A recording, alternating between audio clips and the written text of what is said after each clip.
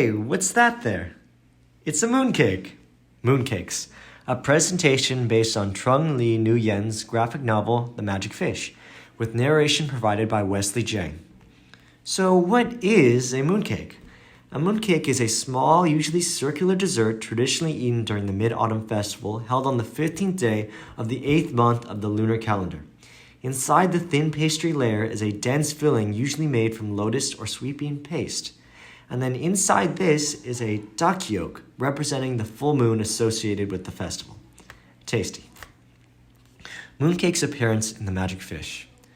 Although the screen time for our mooncake buddy is short, I would argue that the time spent is impactful. As Tian, Julian, and Claire share lunch together, Julian notices an unfamiliar food on Tian's plate. Hastily, he takes a bite, moments after receiving Tian's permission. Now, to someone unfamiliar with the mooncake, Tian's surprise can be interpreted as shock from Julian's impatience. And while this is probably true, I would argue that there's an additional layer here, as mooncakes are not often eaten in this way. Usually, you cut them into fourths or eighths, and you just take little nibbles due to the density of the paste. And I don't know, I just kind of found this similar to the use of language in Under the Feet of Jesus, where it kind of creates a layer of separation between the novel and the audience, as well as demonstrating Tian's unique cultural heritage in relation to the characters of the novel. Here on the screen, I have just a quote from Under the Feet of Jesus. It's, a caller asked the DJ, ¿Cuál es el criterio que usa la migra para reconocer mojados? Canned laughter. As an Asian, an Asian American, I don't get this joke, and I still don't get this joke. And I feel like to understand, you really have to be part of this the Spanish culture, I guess, and maybe even more so to migrant worker culture. And I don't know, I just felt like this mooncake kind of served a similar role in The Magic Fish, where it shows Tian's separation to the characters in the book, but also our separation to Tian and the Vietnamese culture itself. Next, I'm going to talk about the legends of mooncake. So records show that the earliest form of mooncake was actually called the Taishi cake, invented in 1000 BCE during the Shang dynasty of China. However, much like the dynamic fairy tales of the Magic Fish, throughout this now 3,000-year history, the story and the role of mooncakes has been an ever-shifting legend. In a period of Chinese reunification during the Tang dynasty, legend has it that the ruler Emperor Li was gifted one of these mooncakes by a Tibetan monk after conquering the Turkic people of northern China as kind of celebration. However, in the oppressive Mongolian-controlled Yuan dynasty, the story goes that mooncakes were used to bake up a rebellion, one might say, with secret messages hidden inside, telling the Chinese people to revolt against oppressors on the 15th day of the 8th month. Are these the true histories of mooncakes?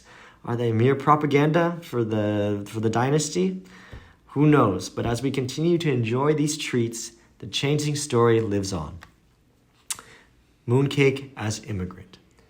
In this rich history, mooncakes have traveled all around the world, integrating themselves in new contexts and cultures. Asian countries like Taiwan, South Korea, Japan, and notably Vietnam, where it is eaten for Children's Day, their version of the Mid-Autumn Festival, they all have their own unique recipes and takes on the classic dish. Here we see the Vietnamese one, which is made using a mix of nuts and fruits instead of lotus bean or sweet bean paste. Finally, I just wanted to talk about two notable mooncake brands. Kiwa Bakery is my personal favorite that my family eats every year. Here's a picture of Kiwa Bakery in Hong Kong in the 80s. And for a long time, since the 30s, Kiwa was only something you could get in China. However, as the Asian people immigrated across the world, so did their cultural traditions. Here's something they say on their website. In 1985, due to an increase in the number of immigrants and the request of our patronized Chinese communities in the United States, the company opened up its first subsidiary in Southern California, located in Monterey Park, Los Angeles. And I felt like this kind of shows how mooncakes represents an integration of Asian and Western cultures. Helping Asians like Tian's mother connect with their past selves in this new Western world. Last but not least is Bun Bo Bay, a company started in 2019 by Suzanne Nguyen, daughter of two Vietnamese immigrants.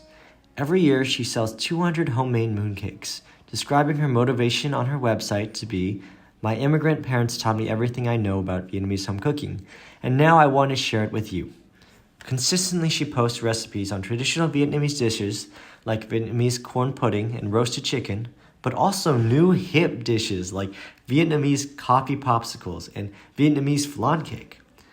And I don't know, I included this because I really felt like her company demonstrates the Magic Fish's message that story does not end with change.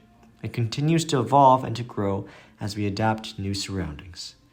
Just like Tien's mother, who was once lost between her Vietnamese and American heritage, the mooncake has found its way.